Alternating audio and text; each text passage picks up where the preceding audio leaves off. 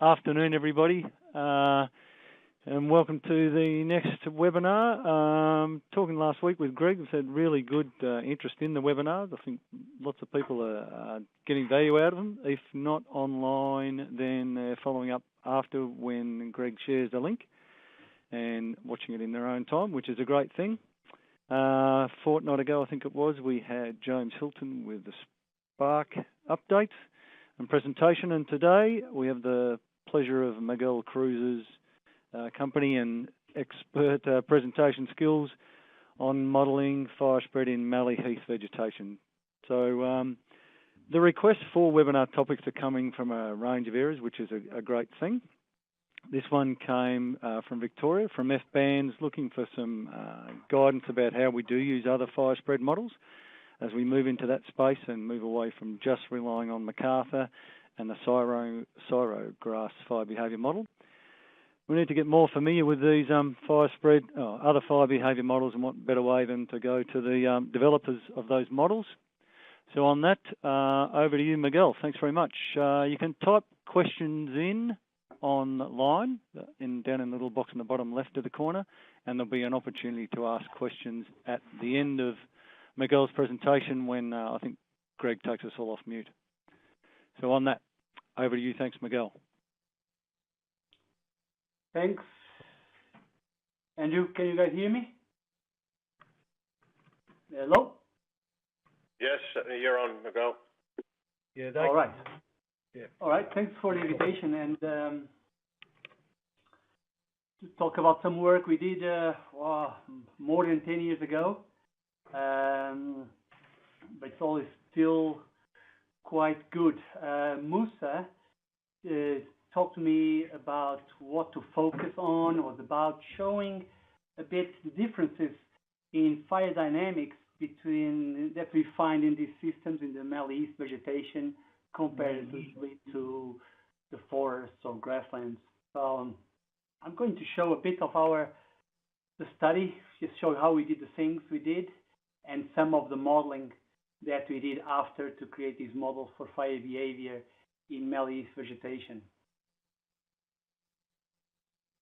All right, so shrublands, they come in all shapes and sizes.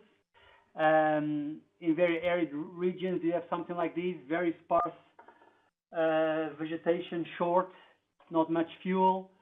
Other areas closer to the coast, wetter climates, you get some situations like this, very dense, very tall shrublands. This case, the example is probably where a situation where you really are at the top end of fine fuel that we'll find in a fire. The Mallee-Heath, and when I talk about the Mallee-Heath here, we are talking about the semi-arid Mallee-Heath conditions. There's some Mallee situations closer to the coast that might be a bit different. This is more a drier environment, but this is the vegetation we are talking about. And let me just start by talking about the vegetation and the fuel, so you get a sense of what kind of constraints and that are for fire propagation and what type of fire propagation you're going to observe. So what you can see here is about a 20-year-old Mallee-Heath stand. You see a lot of gaps in the fuels, a lot of fuel discontinuity, right? That's a 1 meter tall marker you see there. Vegetation here about 2.5 meters.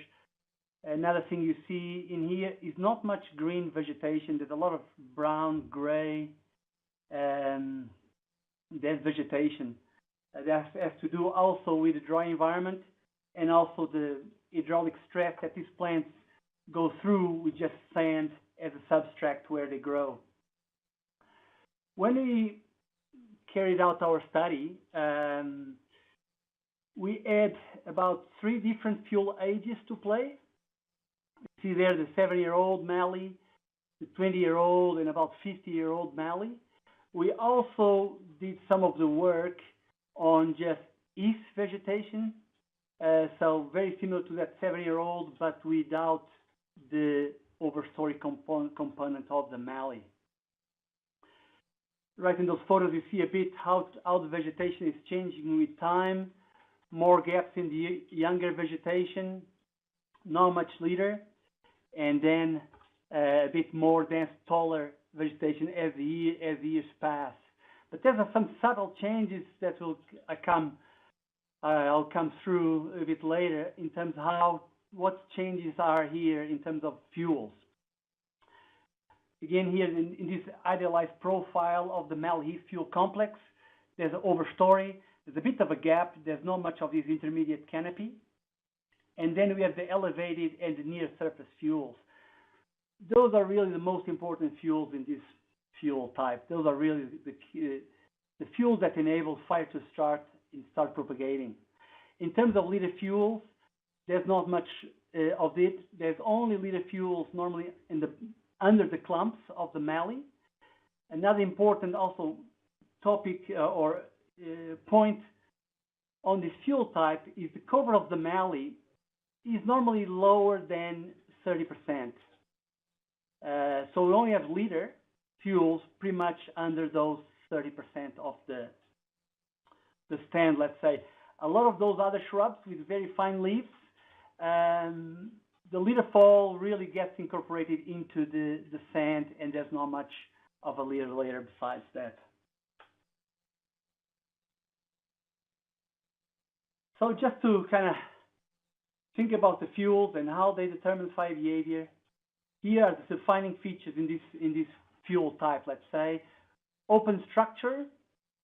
It's open to the wind. The wind is able to impact the flames in the understory very easy, somewhere between what you find in a forest and in a grassland.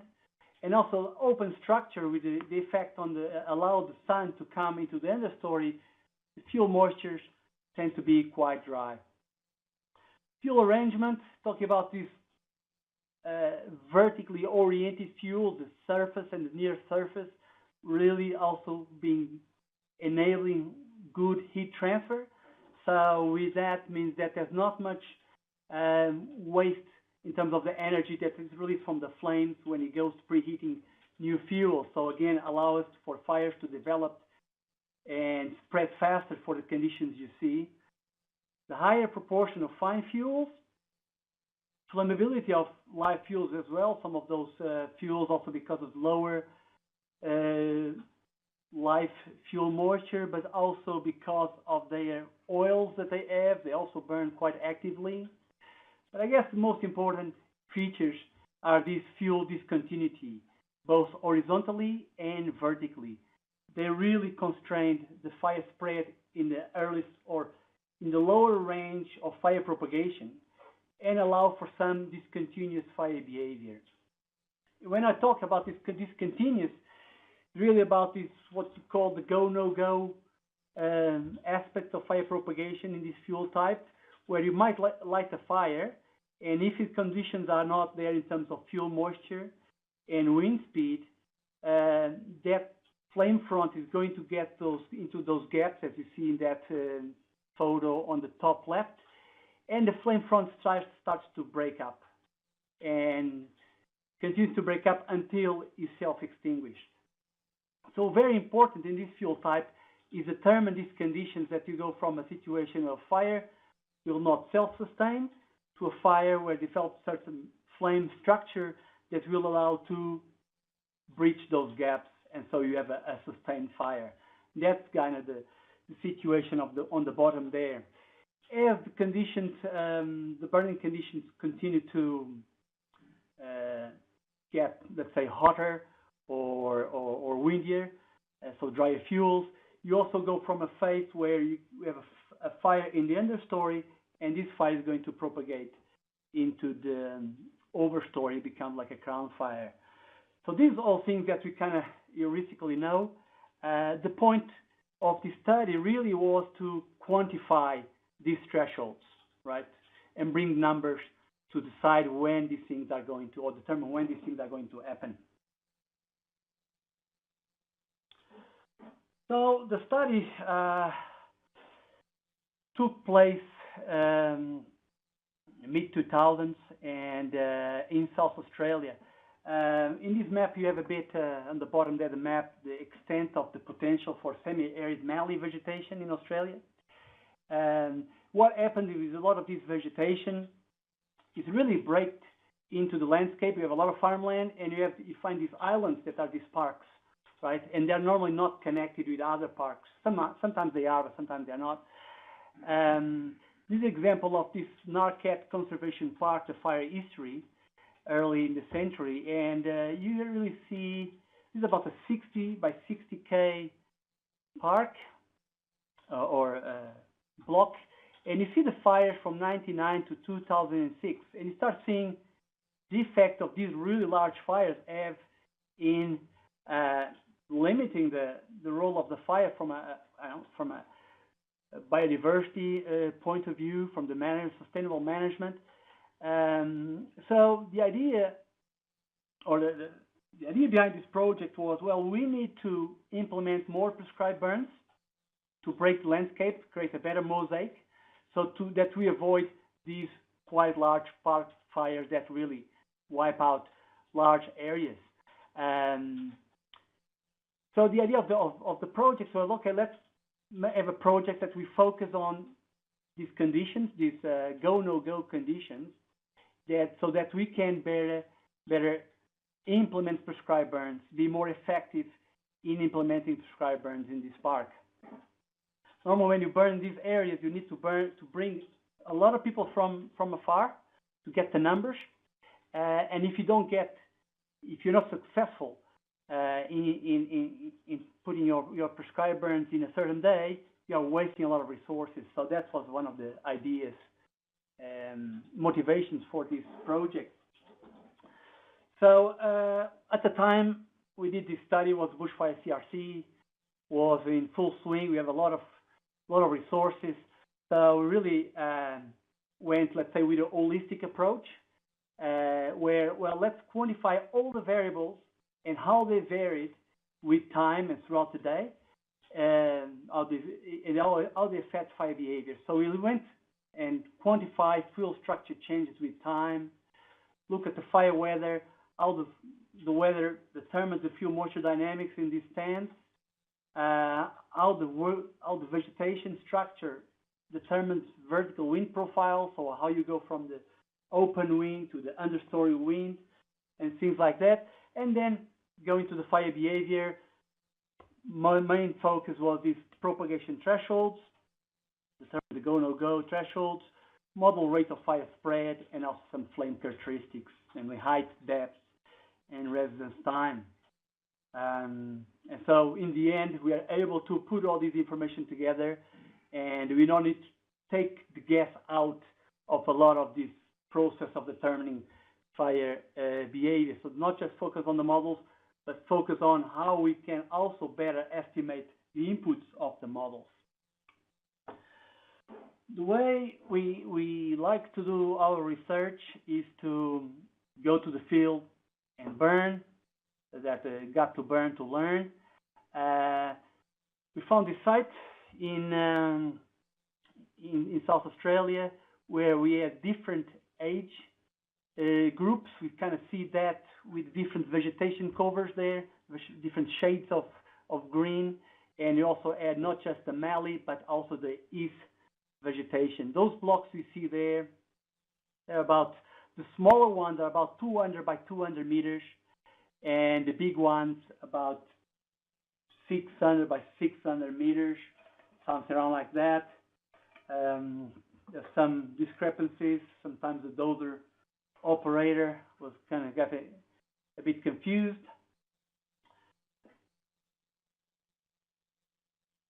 Then first step of the project was really to, well, let's go and sample these fuels. Let's get a good sense how fuels are changing with time. So here we have the two age groups of the heath and the three age groups of the mallee. About 8-year-old, about 20-year-old, and about 49-year-old. Just as an example, focus on the mallee. You see that the leader layer, the light green bars, they really increase with time. So the load of the leader really increases with time. But interesting, some of that elevated and near surface fuels, which are the fuels that maintain fire propagation. These fuels, if you go from the 8-year-old to 21, you see it's a bit constant increase. But then as you go from the 20 years to about 50 years, you see a decrease on these fuels, right? So it's very interesting because as the stand develops and as the overstory grows in height, this is going to put more pressure on the understory fuels. So in terms of fuels, this fuel complex attains its peak really at about 20, 30 years. As time passes, a lot of these shrubs are going to senesce, are going to decompose, and their relevance as fuels is going to decrease. That was just in terms of fuels. It was an interesting aspect where in the forest we tend to think about things just fuel load increase with time until it attains, let's say, a steady state peak, right? Whereas here it gets to a peak and then decreases. And in the bottom there, you have kind of the average values we add for each of these age groups and fuel types. Next thing we did after knowing well the fuels, we start lighting fires. So what we do in terms of our method, for those that are not familiar with the methods we use, we put a few weather stations. We wait for the right conditions, and we measure the fuel moisture, so we get all that information collected, and then you light the fires, and as the fires propagate, we kind of measure fire behavior, measure how fast it goes, the size of the flames, things like that. One thing we did in these burns, kind of follow what was done in Vesta, during Vesta project, and even the grass fires experiment in Annaburu, was that we did a few of these simultaneous burns, where under some burning conditions, in this case, temperature there 20, 37 RH, winds 15 to 20, we burn fuels with same age, but in this case, you burn the Heath and you burn the Mallee. What we interesting for this example, it's building 101. You get the Heath. The fire in the Heath goes to about 2.2 kilometers per hour, so quite intense surface fire. Whereas in the Mallee, the fire really self-extinguished. It goes about less than a meter per minute and self-extinguished. So that kind of starts to give us some insights of how the vegetation, namely the understory in the Mallee, are going to impact the wind that's driving the understory fire and leads to these quite distinct fire behavior results, right?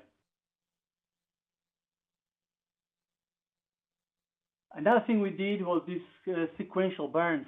Really, for some, the aim was that, okay, for this vegetation type, let's start to burn early in the morning, and as day progresses, as the fuel moisture decreases, as the wind picks up, we're going to determine very accurately when the fires go from a no-go to a go. As example, for this particular fuel type is a 50-year-old fuel. 7:30 in the morning, line ignition, that's what you get, or get much. 8:30, very similar. 9:30, you start seeing some of those taller shrublands trying to start to ignite it, but still it would be a no-go situation. And it's later in the day where you start really seeing the burns taking off. In this particular day, the day ended about 1:30 when the fire really took off, potted over the fire breaks, and then it was all a lot of commotion to bring it to control the fire. So that was, we don't need more fires that day. Was decision. So kind of go into some of the results. One very interesting aspect is we plan the project. Yes, we want to look into this go no go. We start lighting the fires, and then when want to analyze the fires is to decide what's the go no go, right? Is it the flame characteristics? Is that the rate of spread? Is that the burn patchiness? Is that fuel consumption? And nobody could really come with an answer. As example, that photo, like in the bottom, those two LEDs, that fire has been going for more than half an hour, right? So it didn't really self-extinguish. But although you light a 100 meter line, the fire might just trickle for half an hour, for 1 hour, and in the end of 1 hour, really only burn maybe 5% of what is your intended buffer zone, as example, right? So we come up with the local managers, people that do prescribe burns in that area. We come up with a definition that a go no go would be a fire that have a certain flame height, close to 1 meter, and that would have a fuel consumption of about at least 90% of that of the plot, let's say. Anything below that, really you get to, because the fire behavior is so discontinuous, anything below that you really get to fires that will burn about 5 or 10% of the plot. So we conduct 67 fires, about half were go, half were no go. This plot there shows you the moisture content distribution by the wind speed, open wind speed, and the gray fires are, the gray dots are the no-go fires, and the black ones are the go. And you see, you're burning in the low FDI, you get mostly are no-goes. The moderate is a bit half-half. You need a bit stronger winds, that's where to take the fire. Lower wind speeds, you're likely to have a no-go situation. And then as you go to the high and very high class, you get most of the fires are goes. We got some fires in the extreme hand. So of the spectrum, in the extreme here is about 50 FFDI. So this was also a time, this was in 2008, I believe. There was a quite heat wave in Adelaide, in South Australia. That's where we are able to conduct these burns. So then we went to do some modeling. First of interest here is this fire spread sustainability, the go, no go. We did a different number of models, and mainly two types. We were thinking here there will be people that want to know if the fires are going to go. That will be in the field, namely somebody wants to light a fire, right? And other people will be using these kind of models more in a planning sense, so they might be in the office. So for the field use, we rely on wind measure 2 meters within the stand, and then we go and use other variables, namely near surface fuel moisture content and other fuel descriptors. In this case, that near surface fuel percent cover score, but could be fuel hazard score, could be just cover by itself. And then in the office use, we have the wind speed at 10 meters. Again, the near surface fuel moisture content. And the overstory height is the variable. But in this case, I'm just showing you a general idea. But when we needed this project, there was these flavors of inputs that could be used in terms of fuels. And the idea was that a user might not have a certain fuel, but has another one. Example, you have fuel as a score, but does not have this near surface percent cover score. So we would use the near surface fuel as a score, right? It allows users a bit of a choice. So what these models, these fire spread models, sustainability give you is a probability that the fire is going to spread, likelihood. So it's between 0 and 50%. As an example of this use of this model, you have here a weather forecast. On the top, you have a different temperature, relative humidity, and the wind speed as they vary through the diurnal cycle. You plug those values into the model, and you give a probability of sustained fire spread for this particular day, right? So when you use this kind of logistic analysis, give you a probability output, we normally rely on a 50% threshold, below which is a no-go, above which is a go. So in this case, in this graph in the bottom is from 0 to 1, which is 0 to 100%. The blue, early in the morning, simulations are for no-go, and it gets about 10:30. The forecast indicates that conditions are going to be a go. You're going to know that throughout the day, the afternoon, the fire is going to spread successfully, and about 5:30, 6 o'clock, the conditions are going to ameliorate, and the fire is going to drop to the surface, right? So this is an example of the use of this fire sustainability of go-no-go model that gives you the likelihood the fire will spread given the environmental conditions. This can also be integrated into a GIS, and it could map within a landscape and with the changes in fuel, what areas are likely to allow fire to propagate as the day progresses, right? Now, the other important aspect is, in terms of this discontinuous fire behavior in this fuel type, is this fire spread as a surface fire, and then they go and spread as a crown fire, right? And when you look at our data and the data from Lockie McCall, not sure if Lockie is here today. No. So Lockie also burned this kind of vegetation back in the 1990s in WA. And what we see is that depends on the vegetation that is involved. For the same wind speed, if the fire is going to crown, there's a bit of a jump in the rates of spread, right? And this is what these two lines in each graph tries to convey. So some data looks like for the same wind speed is at totally different levels, right? And so this is because the fire transition from a surface to a crown fire, if the crown fire phase is more exposed to the wind, it tends to go faster, right? So this was another aspect we wanted to quantify and be able to describe in our model.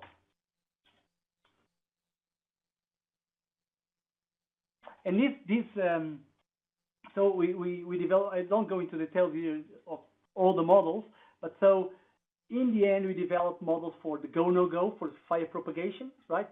And then for fire spread, and then for crown fire initiation, and as you have fire spread for surface and for crown fire propagation, right? So this graph tries to illustrate all these things can get together, let's say. So the top graph is probability of sustained fire spread. The wind is increased from 0 to 25. On the top, we have two traces for two different moisture contents, 7% and 12%. So as wind increases, initially, like 5 kilometers per hour wind, there's no propagation because there's no line above the 50% threshold for sustained fire spread. As you see here, as the line for the 7% moisture content reach that threshold, that's when in the bottom graph you start seeing that's a fire spreading, right? As the wind increases, the rate of spread increases. Very similar process occurs when a bit later in this 7% line, the winds get to about 15 kilometers per hour, then you go from a surface fire to a crown fire, and there's a jump in terms of the rate of spread. And in this case, is about 700 meters per hour faster the fire. In contrast for the 12% moisture content, the conditions, the threshold for sustained fire propagation occur much later. You require about a 20 kilometers per hour wind speed for this fire to start going.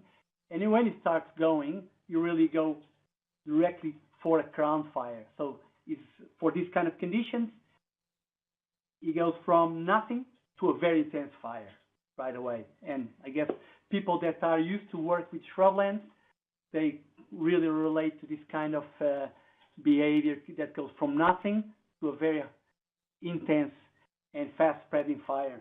So what we wanted to do here, kind of quantify when these thresholds were going to occur. So this kind of shows what we did. Then one thing we thought was, okay, well, we did this work for South Australia. How about we team up with Lockheed with this data from Western Australia and develop a model that has a broader geographic applicability, right? And so that's our later bit of our study. In this case, so we have here 3 columns. On the left is some details of the study from Lockheed, McCall, and the inputs of the models and the models they developed. Then this middle column is the work I've been describing, where there's models for the Heath and for the Mallee-Heath fuel types, the model we developed, and the inputs of the models. And then the last column is later work that is only focused on the Mallee-Heath. We only use the data, the Mallee-Heath data from Lockheed in Western Australia and ours in South Australia. Same type of models. The inputs are a bit different. So in the later iteration, the inputs are only the Mallee cover and the Mallee-Height. So we don't use any inputs, the understory fuel characteristics. But that's not much of a problem because these understory fuel characteristics are normally related to the overstory, because everything in fuels is kind of related as time progresses. So as everything is correlated, let's say. So how the model works, just a little flow chart to help you guys visualize all these things come together. Is inputs are on the top, fuel moisture content, 2 or 10 meter wind speed, and then the cover of the overstory and the height of the overstory. You put all those things together, and you're going to first calculate this likelihood of fire spread. If the probability is more than 50%, or let's say if the probability is lower than 50, there's no fire spread, unlikely to have a successful burn. You don't need to worry more about that. And if you're doing prescribed burns, that's the case. We might wait some time, wait for the fuels to dry more or the wind to pick up. But in the case we have likelihood of fire propagation is higher than 50%, then you need to calculate also this likelihood of crown fire occurrence, crown fire propagation.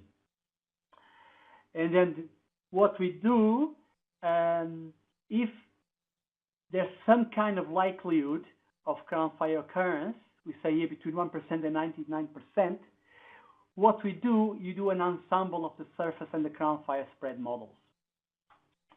And you can see this plot in the bottom right.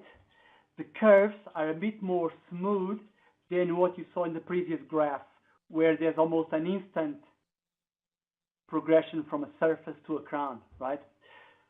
The issues here, why we went in this way, is that if you are, let's say, F-band, that are making a simulation for 1 or 2 hours or half an hour, you know that throughout that half an hour, the wind is going to go through the lows and the gusts, and it's going so. And the fire is not just going to be a surface fire or just a crown fire, unless the conditions are very severe. But most likely, if you are close to these thresholds, we're going to have the fire going through a surface phase, then it crowns, then it goes back to the surface, and so on.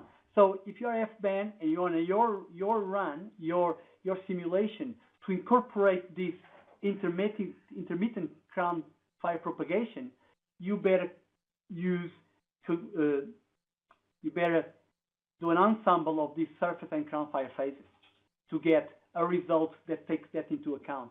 Whereas if you just use a surface fire model or a crown fire model, and you are in this kind of threshold, in the cusp of these conditions, you might be considered only one situation where the fire might be in the other one, just given the variability of the wind, right?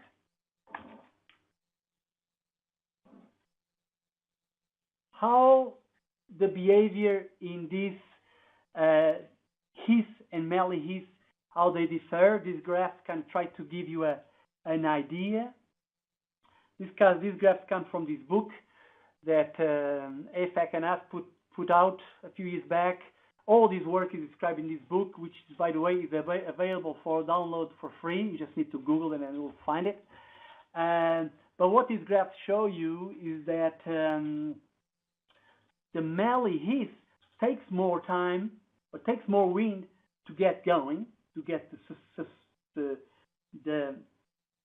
successful propagation. But when it gets going, it goes faster than the Heath fuels, right? So that's the bottom line in terms of how, when you compare these two. And the other thing is also, for wetter fuels, the Mallee-Heath will go slower than the Heath fuel types. But for dry conditions, it's the opposite.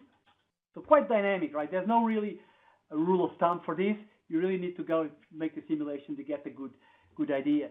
Another question you might ask, how this semi-arid Heath model compares with the temperate one, or the one developed by Wendy Anderson. They're very similar. Compare these two graphs, same winds, same fuel moisture, very, very similar outputs for, if you consider a fuel height of about 1.5 meters, which is very similar also with what we have in the Heath model. If you get taller Heaths or very shorter Heaths, the difference might be a bit different.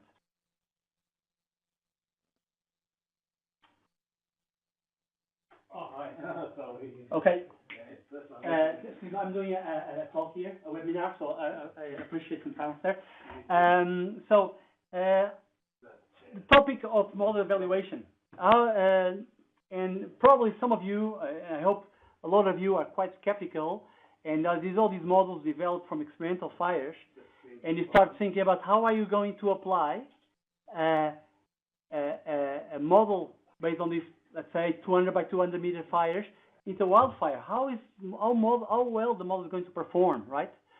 Because you would think that probably wildfire is going to spread much faster than what a slower fire would do. So you might end up with the models under predicting the propagation of wildfires. So we did some model evaluation. In this case, the wildfires are the black dots on the left panel, and there's a lot of spread, as you say, for these wildfires, for the fires that's spreading, let's say, more than 50 meters per minute. But what you don't see is bias. So there's spread. One reason, because wildfire data, there's a lot of uncertainty in the winds, more so when you are in these Mallee-Heath environments and not really much weather stations in those areas. But what's important is no bias. So, and if there was a scaling issue, if the wildfires spread with an environment that leads to faster propagation that these small fires are not able to describe, you would see a bias, namely an under-prediction bias by the models. So this was encouraging. The other issue is, because this model, this project was initially envisaged for prescribed burns, as I mentioned. But we used also some fires that were quite burning under quite severe conditions, let's say, as that graph early of the FDI showed. But the bottom line is, although the initial idea was for models for prescribed burn conditions, these models are performing well in these wildfire conditions. And Musa, I'm not sure if Musa is still there. So Musa, some years ago, did some work evaluating both Phoenix and this Mallee-Heath model. Some people call these models a fuse as well, in Victorian mallee vegetation. So these are wildfires also. And what Musa concluded is that for the Mallee-Heath fuels, the model predicts accurately the rates of spread. With this MAPE is the mean absolute percent error. So it's the error as a percent of the observation. The errors were about 40%. So I'm not sure if you think 40% is a lot or is good. My experience, it's very good. And when you do our experimental burns, where we measure everything and close to the fire, the uncertainty we have is about 35%, right? That's how well our models predict the data that I use to drive the models or to develop the models. So that just has to do with uncertainty, all the math that's the fire. And for the Musa results, 40%, so quite good.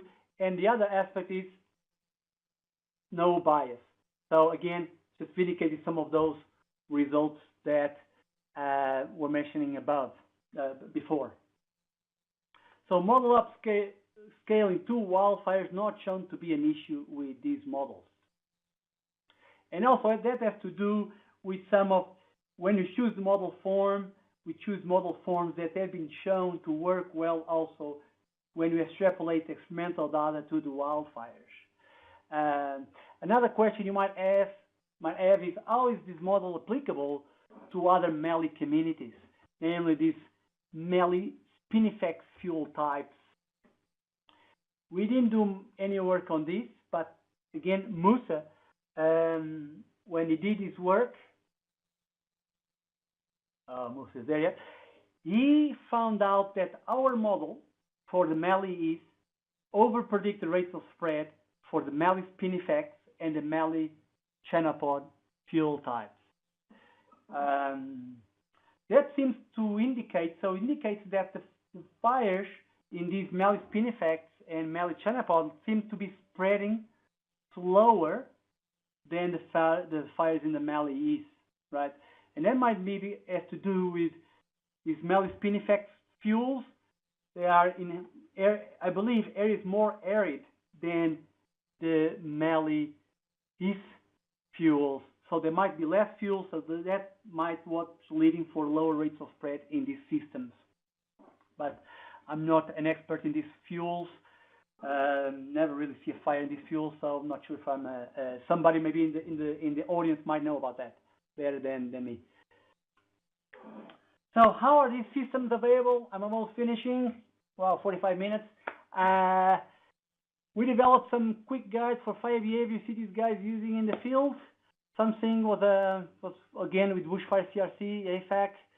You could take to the field. It was plastic. You could write on top, write your readings, and make a few calculations based on some tables. Very easy to use in the field. Not sure if they are still available or not. Then, as other tools, last week, I believe, we had James presenting about Spark. So you might know Spark as all these different fuel or fire spread models for different fuel types. Eucalypt forest, heathland, spinifex, pine plantation, and then as also the models for the Mallee-Heath, namely as the go, no go, rate of fire spread, flame heights, and fire line intensity, all is there. So you can, if you use something like this, when something like this is available, you could visualize at the landscape how these things are changing, namely how this go, no go. The probability of fire to spread in the landscape is changing throughout the day. Or these models are also, I believe, are also in the FBAN spreadsheet, that Excel spreadsheet, but they're also in this Amicus software. And this is an example of this Amicus, where you can put your weather stream, and that graph is just diurnal cycle from early morning to about midnight, 11 p.m. And there's no fire propagation. If you focus on this blue line, no fire propagation until about 11:30, and then the fire really takes off, gets into the go phase, spreads throughout the afternoon, quite high intensities, and then come down later in the afternoon. Just another way to visualize the outputs of these models. Take-home messages. So just take a couple more minutes of your time. Yeah, discontinuous fire behavior is a defining feature in these semi-arid fuels, or any fuels that are discontinuous. Also, some of those shrublands, coastal shrublands, there's also a lot of go, no-go issues, not so much as these ones, but also you need to have a certain intensifier to get it going.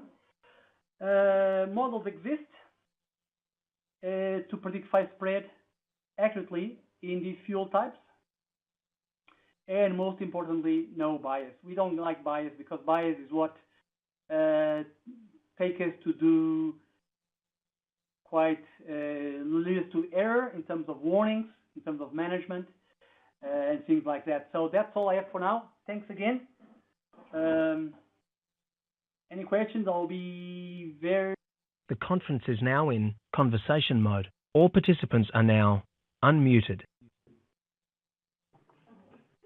Okay, thanks very much, Miguel. Very comprehensive and in-depth presentation on the Mallee-Heath fire spread model. And yeah, I took your point about no bias. So the experimental burns translate well, or compare well against the wildfire data. Yeah, very subtly made that point. That was good. Has anyone got any questions? Yeah, over to the audience. So if you just unmute yourself and fire away.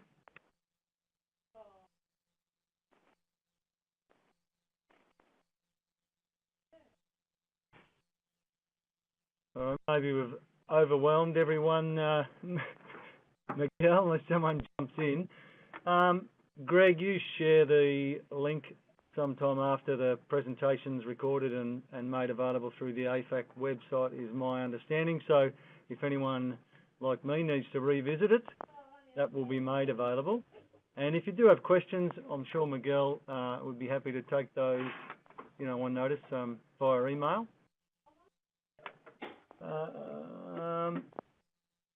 I might ask a question. Go. May I ask a question? You may.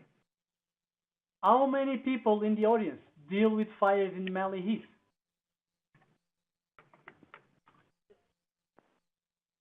Just write yes, maybe in the chat box.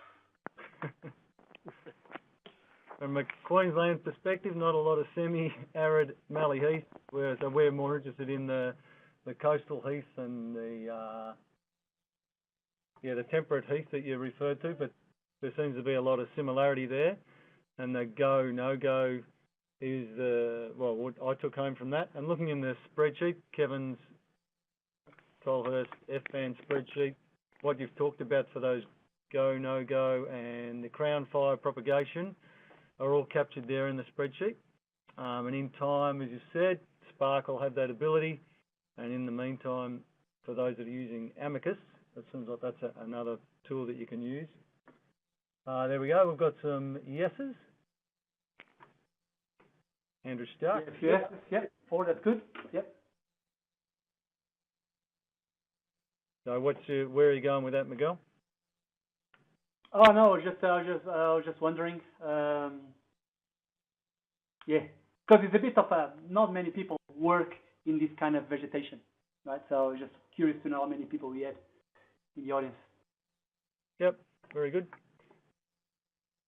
Okay, we've been online for quite a while. Unless there's any questions, it's your last chance.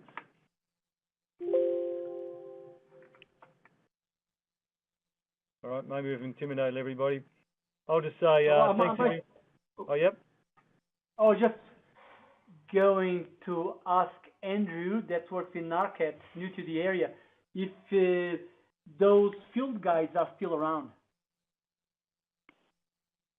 Yeah, good day, Miguel, Andrew. They are, mate. Some of those models are incorporated into other, risk assessments and things we use. So the information is definitely being used. Yep. I've got a bit of an operational question, Miguel. So given it's a real dry year this year and we haven't done much or any burning in Narcat for spring, fuel moistures are typically getting down to 3% during the middle of the day on these warm, mild windy days. As far as burning goes, we're just weighing up in our mind whether we give it a crack on quite a real mild wind. Your models we might get away with a nice burn with not much wind behind it. Yeah. Well, just I don't know. Yeah, got to try, or just ignite later in the day. I guess when you do prescribed burns, you have a lot of tools, let's say, in terms of time of the day and methods, ignition methods. Another thing we didn't deal here is these are line ignitions.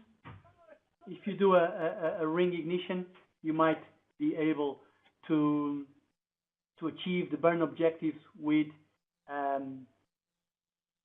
fuel moistures, let's say, right? So yeah.